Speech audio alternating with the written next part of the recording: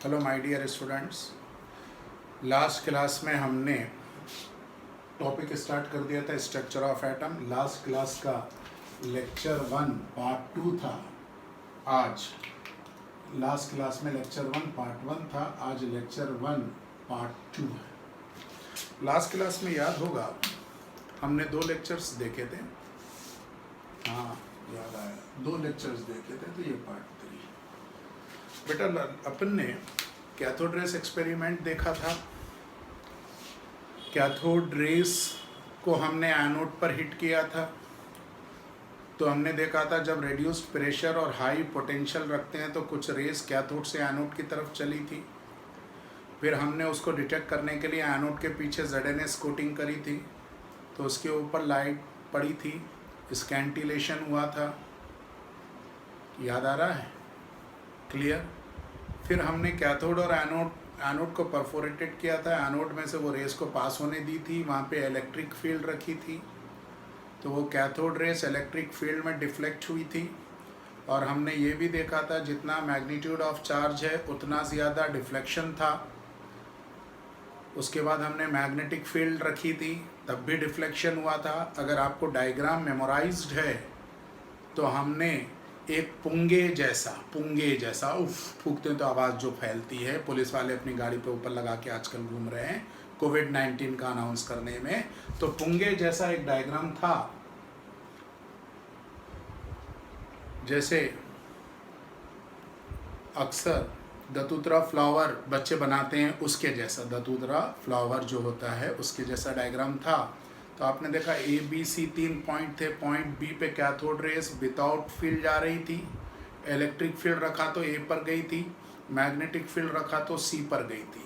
फिर हमने इलेक्ट्रिक और मैग्नेटिक फील्ड दोनों को हमने एक साथ ऑल्टर रखा था, और दोनों के इलेक्ट्रिक फील्ड का पोटेंशियल और मैग्नेटिक फील्ड की स्ट्रेंथ चेंज करके हमने वापस B पर उसको पढ़ने पर मजबूर किया था।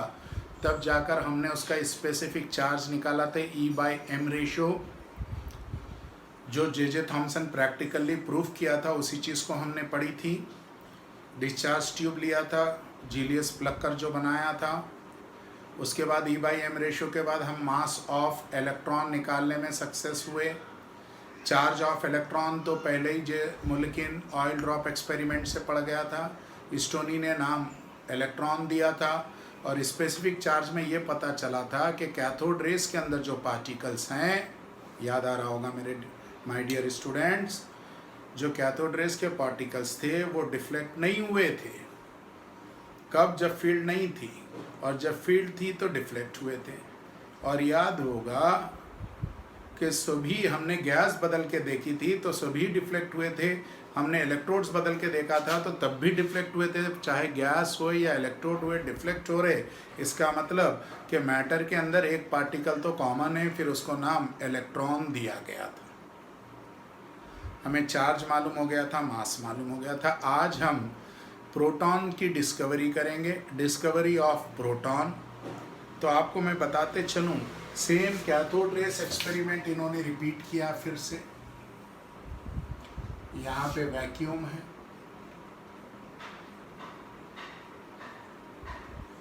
यहाँ पर एनोड,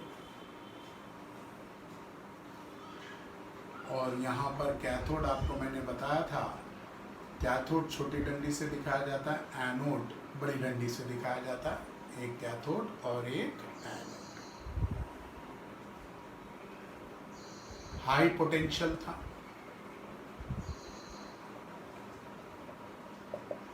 और रेड्यूस्ड प्रेशर था। क्लियर? अब हमने क्या किया, ये कैथोड के पास हमने एक परफोरेटेड ट्यूब लगा दिया। क्या लगा दिया? परफोरेटेड। याद करो, पहले एक्सपेरिमेंट में हमने पुंगे में जब देखा था तो एनोड को परफोरेटेड किया था। अब हमने कैथोड के पास परफोरेटेड किया, तो हम क्या देखते हैं, कुछ खाली रेस, कैनाल, खाली जगह को कैनाल कहा जाता है। कुछ खाली रेस एनोड से कैथोड की तरफ चली। खाली रेस कहाँ से चली? एनोड से। किसकी तरफ? कैथोड। क्लियर है? कैथोड रेस एक्सपेरिमेंट में मॉडिफाई किया गया, थोड़ा सा मॉडिफिकेशन किया गया, कैथोड रेस एक्सपेरिमेंट को थोड़ा सा मॉडिफाइड किया गया। अब कैथोड रेस नहीं पास की गई, बल्कि जो कैथोड रेस निकल रही थी उसको रोका गया, उसमें से एक दो रे को पास किया गया, तो नाम पड़ा परफोरेटेड कैथोड रेस। तो क्या देखते हैं कि खाली सी जगह एनोड के पास डेवलप्ड हुई, मैं वर्ड कह रहा हूँ, एनोड के पास डेवलप्ड हुई एक halo ring is observed green colour का नियर एनोड। क्यों? क्योंकि हम ZNS के थ्रू देख रहे हैं, इसको हम ZNS शील्ड में रखे हैं। ZNS शील्ड में रखते हैं तो ग्रीन कलर का ग्लो स्कैंटिलेशन दिखता है, पहले ही बता चुका हूँ। तो एक हालो ग्रीन कलर का रिंग एनोड से कैथोड की तरफ जाता हुआ दिखाई दिया, यानी यहाँ से चला, फिर यहाँ डिसअपियर हो गया तो यहाँ दिखा, फिर यहाँ डिसअपियर हो गया तो यहाँ दिखा, फिर यहाँ डिसअपियर हो गया तो यहाँ दिखा, फिर यहाँ आकर गायब हो गया। यानी एनोड से चला, एनोड से चला, किसकी तरफ चला? कैथोड की तरफ। तो नाम पड़ गया एनोड रेस। दूसरा नाम पड़ गया कैनाल रेस। और आज हमें मालूम है आइटम के सेंटर में न्यूक्लियस होता है, न्यूक्लियस में पॉजिटिव चार्ज, और ये ऑर्बिट में एक सबशेल होता है, उसमें नेगेटिव चार्ज। उसी के बाजू हो सकता है ये दूसरा आइटम। आज के मॉडर्न व्यू से हम समझेंगे तो जल्दी इस चीज़ को समझ में आ जाएगा। देखो बेटा, ये न्यूक्लियस में मैं हाइड्रोजन गैस, क्योंकि इसके अंदर गैस भरी हुई है। अब मान लो यहाँ पर एनोड है, पॉजिटिव चार्ज, ये इलेक्ट्रॉन यहाँ से जंप करके इधर चला गया तो देखो खाली जगह दिखाई दी। इधर कैथोड है, नेगेटिवली चार्ज, तो ये खाली जगह हुई, तो ये इलेक्ट्रॉन फिर इधर जंप करा तो ये खाली जगह हुई और इधर जगह दिखना बंद हो गई। अब समझ में आ गया कि खाली जगह यानी कि एक हालो रिंग कैनाल जनरेट किधर हुआ? एनोड पर। किसकी तरफ मूव करा? कैथोड की तरफ। तो नाम पड़ा कैनाल रेस और एनोड रेस। अब आप देखो, इसके न्यूक्लियस में तो प्रोटॉन पॉजिटिव चार्ज है, यहाँ से इलेक्ट्रॉन हट गया तो ये सिर्फ पॉजिटिव बचा, तो इसका तीसरा नाम पड़ा पॉजिटिव चार्ज रेस। कितने नाम पड़ गए इसके? 3। तीसरा नाम क्या पड़ा? Positive charge rays. Is it clear? कोई डाउट? ये डायग्राम अपनी किताब में नहीं दिया गया है, मगर जो रेफरेंस बुक्स होते हैं उसमें ये क्लियर है। तो आपको तो मुझे समझाने के लिए जहाँ से जो चीज़ सही मिल जाए वहाँ से लाकर आपके सामने रखनी है। यहाँ तक क्लियर हो गया? एक जल्दी से रफ डायग्राम बना लो। सेम कैथोड रेस ही है, 10⁻⁻4 ATM होगा, 10,000 पोटेंशियल होगा, इसके ऊपर ZNS की कोचिंग होगी, 2 इलेक्ट्रोड्स होंगे, अंदर गैस भरी हुई हो, सारी चीज़। वो सिर्फ एक और ऐड हुआ कि कैथोड के सामने एक छन्नी लगा दी गई, नाम पड़ा परफोरेटेड कैथोड रेस। यहाँ तक अच्छे से क्लियर है? कोई डाउट नहीं? बना चुके? चलो लिखने लगो। एक्सपेरिमेंट कौन कर रहे हैं उनका नाम लिखो, Goldstein. Experiment was carried out by Goldstein. Experiment Goldstein और उसके को वर्कर्स, मगर गोल्डस्टीन के ही नाम से जाना गया, गोल्डस्टीन। ठीक है ना? नेक्स्ट पॉइंट लिखो, परफोरेटेड कैथोड रेस, ब्रैकेट में लिखो modified cathode rays. Perforated cathode rays generate a canal माने खाली जगह, CANAL, कैनाल और हालो रिंग, कैनाल और halo ring near anode, generate a canal और halo ring near anode and it travels towards the cathode called as canal rays, comma anode rays, comma positive rays।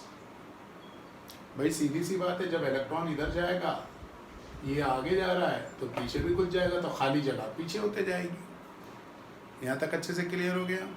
Next star बना के लिखो। Cathode rays में हमने लिखा था cathode rays are originated from cathode, याद आ रहा होगा। तो यहाँ ये नहीं बोलेंगे, मैंने आपको क्लियर कहा यहाँ पे जनरेट हुआ, यहाँ से निकला नहीं बोला। तो आप लिखिए anode rays are originated from perforated, highlight करो, अंडरलाइन करो, परफोरेटेड कैथोड रेस। कितनी अच्छी बात है। कैथोड रेस तो कैथोड से निकली, मगर एनोड रेस परफोरेटेड कैथोड से निकली।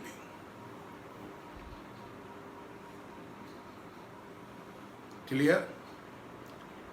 Next point, they travel in straight line.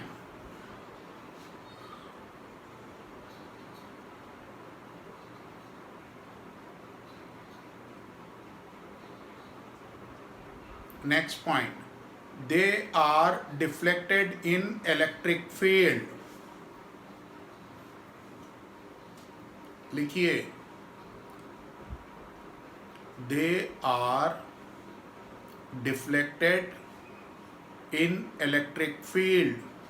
अब भाई डिफ्लेक्ट हुए तो किस डायरेक्शन में हुए वो भी लिखिए। They are deflected towards the negative charge. They are deflected towards the negative charge. ये डिफ्लेक्ट हुए हैं नेगेटिव चार्ज की तरफ।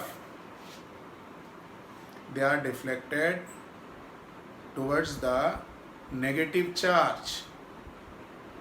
It means, इसका मतलब हुआ anode rays consist of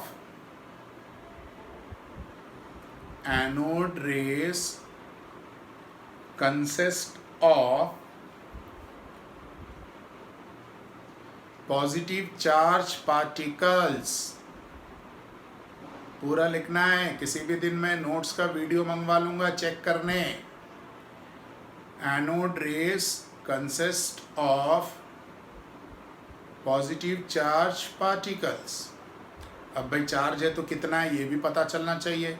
तो मुल्किन को आवाज़ दे दी इन लोगों ने, तो मुल्किन ने कैलकुलेट करके बता दिया कि एनोड रेज में जो चार्ज है वो 1.6 इंटू 10⁻⁻⁻19 कूलम से पॉजिटिव चार्ज है, इसलिए हम पॉजिटिव प्लस साइन से इंडिकेट करेंगे।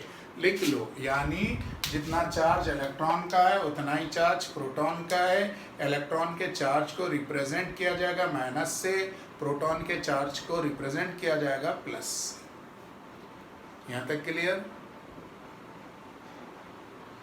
अब याद करो, कैथोड रेस को तुमने हार्ड मेटल से टकराया था तो एक्सरे प्रोड्यूस्ड हो गई थी। यहाँ लिखो anode rays when bombard on anode rays when bombarded on hard metal like tungsten, they does not produce X-rays। ये एक्सरे नहीं प्रोड्यूस करते हैं, जबकि कैथोड रेस एक्सरे प्रोड्यूस किया था। क्लियर। अब एक्सपेरिमेंट जे थॉमसन वाला स्पेसिफिक चार्ज के लिए, तो हमने यहाँ पर एनोड रेस में स्पेसिफिक चार्ज निकाला, तो बहुत इंपॉर्टेंट कैरेक्टर हमें देखने को मिला। स्टार लगाकर लिखो स्पेसिफिक चार्ज। याद करो एक बात पुरानी कि specific charge of cathode rays हमने लिखाया था does not depend upon nature of gas and nature of electrodes. याद आई बात। मगर यहाँ कुछ इसका अपोजिट जाएंगे। लिखिए स्टार लगाकर specific charge of anode rays particle, specific charge of anode rays particles depends upon, ये depend करता है भाई, depends upon nature of gas। Clear.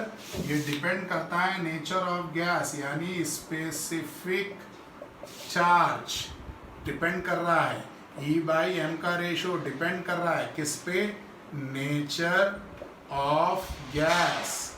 जब नेचर ऑफ गैस पे डिपेंड करेगा तो पक्की बात है नेचर ऑफ इलेक्ट्रोड्स पे भी डिपेंड करेगा, ये दोनों पे डिपेंड करता है। अब भाई क्यों मास यहाँ पर है, इसका मतलब स्पेसिफिक चार्ज मैक्सिमम किसका होगा, तो मैं आंसर टिक करके आऊँगा हाइड्रोजन का। क्यों, हाइड्रोजन का मास पूरी केमिस्ट्री की दुनिया में सबसे कम है। क्यों, हाइड्रोजन का मास आपको मालूम है 1 है, और जो नॉन एलिमेंट अर्थ में मिले हैं उसमें सबसे ज़्यादा मास 239 यूरेनियम का है।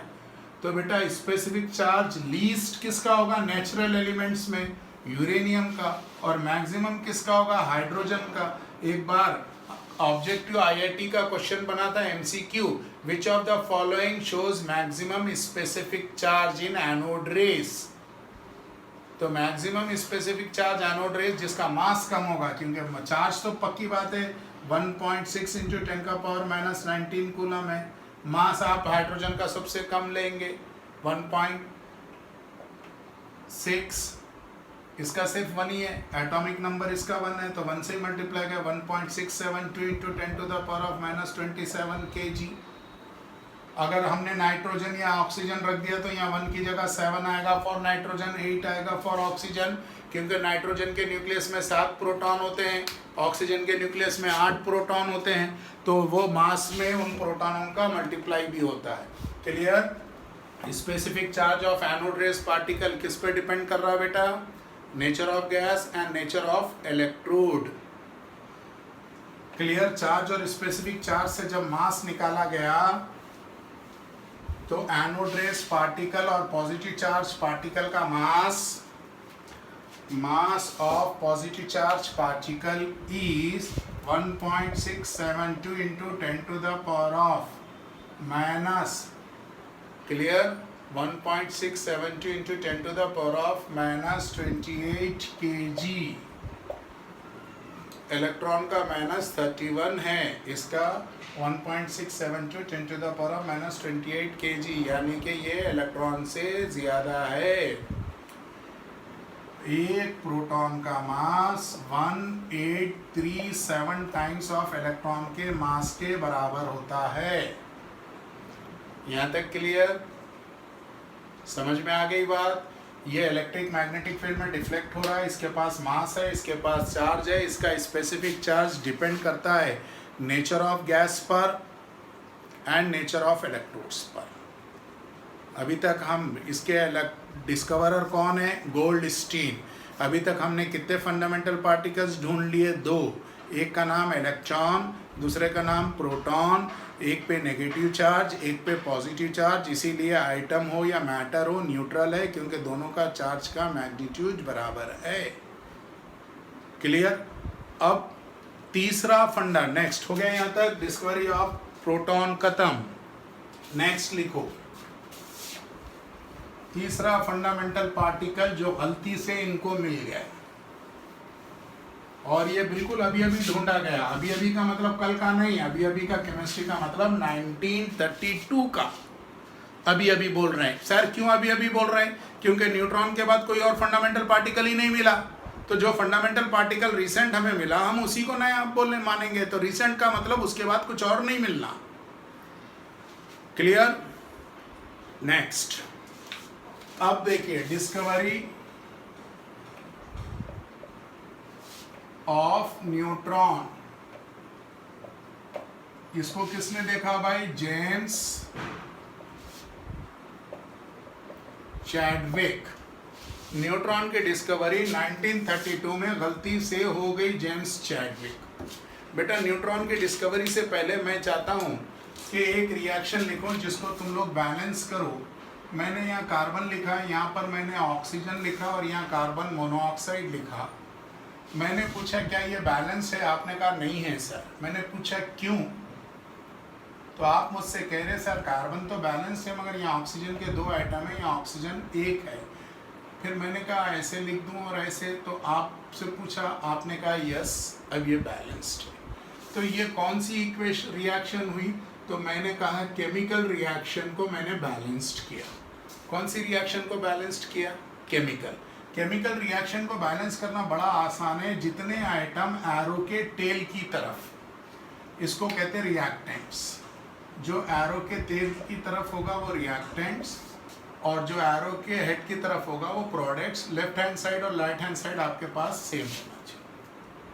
अब मुझे एक रिएक्शन यहाँ लिखी मिली, बेरिलियम 4 और 9 और हीलियम 2 4, यानी हीलियम का न्यूक्लियस। हीलियम का nucleus nothing but the alpha particle होता है। और यहाँ कार्बन 6 और 12। अब मैंने आपसे बोला कि बेटा ज़रा इसको आप बैलेंस करो, तो आप बोलोगे पॉसिबल ही नहीं है, क्योंकि यहाँ बेरिलियम है, यहाँ हीलियम है और यहाँ कार्बन है। सर अगर यहाँ पर ऐसा होता तो हम बैलेंस करते। तो आपको बताते चलूँ, इस रिएक्शन का नाम न्यूक्लियर रिएक्शन है, और न्यूक्लियर रिएक्शन भी बैलेंस्ड होती है। मगर न्यूक्लियर रिएक्शन को बैलेंस करने के लिए आप उसका एटॉमिक नंबर और मास नंबर को जोड़ेंगे। तो 4 + 2 6, तो ये 6, ये बैलेंस्ड है। 9 + 4 13, तो अभी कितने हुए? 12। अब देखो ध्यान से, ये यहाँ पे मैंने ऐसे लिखा और ऐसे, ये हुआ न्यूट्रॉन। बेटा अब आप मुझे बताओ, अगर ये एटम के अंदर नहीं होता तो आता कैसे, जनरेट कैसे होता? तो इन्होंने, जेम्स चैडविक ने बेरिलियम की थिन शीट पर हीलियम न्यूक्लियस से हिट किया। हीलियम का न्यूक्लियस माने हीलियम के दोनों इलेक्ट्रॉन निकाल लिए और बचे हुए हीलियम को उस पर फेंक मारे। तो वहां से एक नया एटम जनरेट हुआ, कार्बन, जिसको 6 6 और 12 और उसके साथ एक और छोटा फंडामेंटल पार्टिकल उनको मिला जिसका नाम है न्यूट्रॉन। अब समझ में आ गया? तो ये बेटा इंसिडेंटली, गलती से जेम्स चैडविक ने डिस्कवर्ड किया। ये रिएक्शन केमिकल हुई, ये रिएक्शन न्यूक्लियर हुई। न्यूक्लियर रिएक्शन, उम्मीद है आपको बैलेंस करना आ गई होगी। न्यूक्लियर रिएक्शन में हम नीचे का नंबर और ऊपर का नंबर जोड़ते हैं। यहाँ तक अच्छे से समझ में आ गया? लिखिए, डिस्कवरी ऑफ न्यूट्रॉन में पहले ये वाले रिएक्शन लिखना ज़रूरी नहीं है, इसके बाद ये लिखिए आप, फिर मैं स्टेटमेंट लिखाऊँ।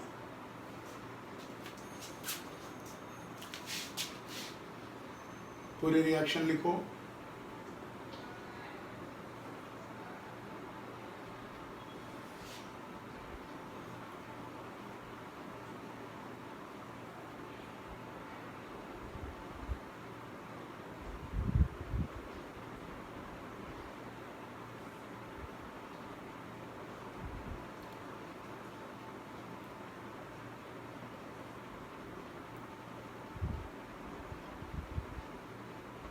लिख लिए?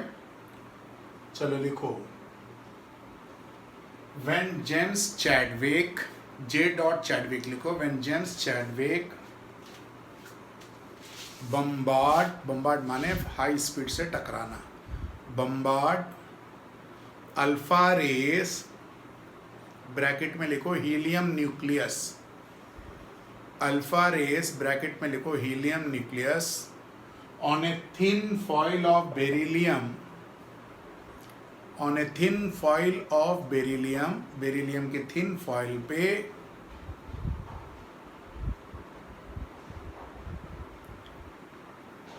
न्यूट्रॉन्स आर एजेक्टेड, न्यूट्रॉन्स निकलते हैं, neutrons are ejected along with carbon, carbon के साथ साथ न्यूट्रॉन निकला है।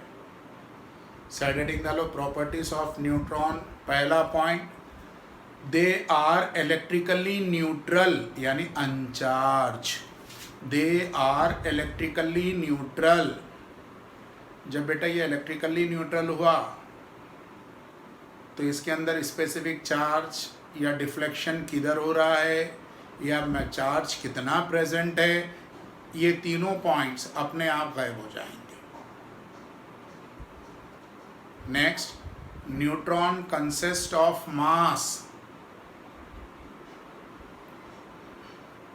न्यूट्रॉन के अंदर मास है, बिल्कुल दिखाई दे रहा है। Neutron consist of mass which is slightly greater than proton. कितना है इसका? 1.675 into 10 to the power of -28 kg। Clear? Neutron was discovered by James Chadwick.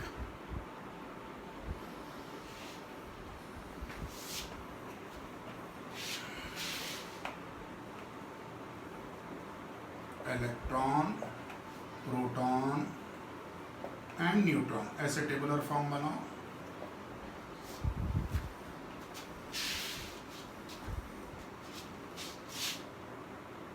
Fundamental particles,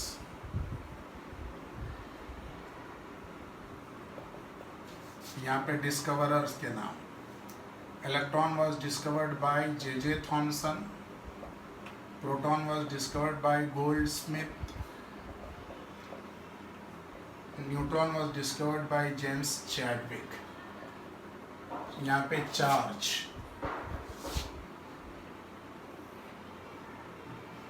electron -1.6 10 to the power of -19 plus 1.6 into 10 to the power of -19 coulombs में। Neutral -1 unit plus 1 unit 0 charge चाहिए। Next mass 9.1 into 10 to the power of -31 kg, 1.672 into 10 to the power of -28, 1.675 into 10 to the power of -28 kg। AMU में देखो 0.0005 AMU atomic mass unit, ये 1.007 AMU, ये 1.008 AMU। Copy कर लो बेटा, जल्दी से copy करो।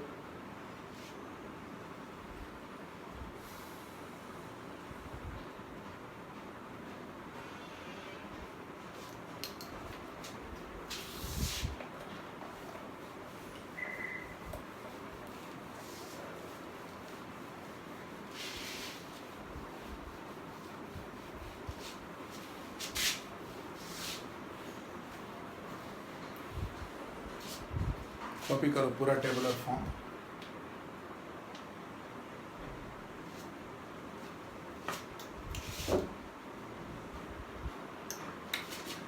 होमवर्क आज लेक्चर इतना ही।